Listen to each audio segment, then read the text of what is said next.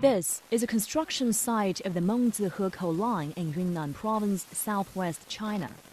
The railway under construction will start out at the provincial capital of Kunming to the north, winding its way across the Indochina Peninsula until finally reaching Singapore. But it won't stop there. Its blueprint links capitals, ports, and industrial hubs across 28 countries all the way to Europe. It's the first section of what, upon completion, will be a 114,000-kilometer Trans-Asian railway network.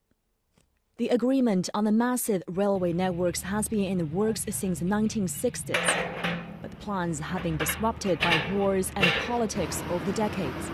It was not until a few years ago the Asian countries finally got around to putting these ambitious plans into action. China has been proactive in its construction. This year, Yunnan Province alone plans to invest 100 billion yuan, or $16.3 billion, on improving its transport infrastructure. This includes the Trans-Asian Railway-related construction. The Trans-Asian Railway in Yunnan consists of 3 lines. The eastern line travels from Kunming, the capital of Yunnan Province, to Yuxi, passing Mengzi until reaching its final destination of Hekou. By the end of this year, this line will be fully completed. The central line connects Yuxi, Pu'er, Xishuangbanna, and Mohan, then crosses the border into Laos.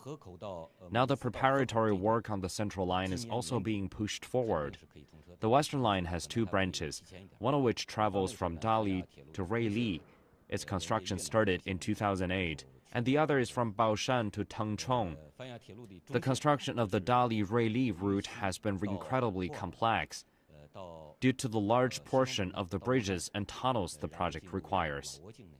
The line from Dali to Baoshan stretches 133 kilometers, including 103 kilometers of tunnels and 10 kilometers of bridges, the preparatory stages of which are currently being sped up. One of the major challenges in the construction of this line is a tunnel with a total length of 34 kilometers. It's the longest tunnel in Asia and the second longest in the world. For Yunnan, a relatively underdeveloped region in China's west, the railway could mean better chances of growth. In Yunnan Province, there are still many poor regions, and the railway is believed to be an important tool in alleviating poverty.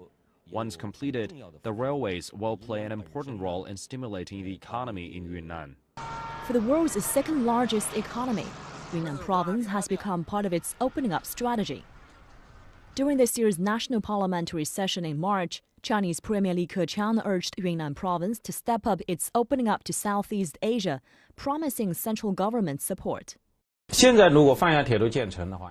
the Trans-Asian Railway is finished, the transport distance from China's western areas to the Middle East and Europe will be shortened by about 3,000 to 5,000 kilometers in comparison with the traditional sea route. China is also seeing the construction of the railway as an important artery that will allow it to nurture bonds with its Southeast Asian neighbors.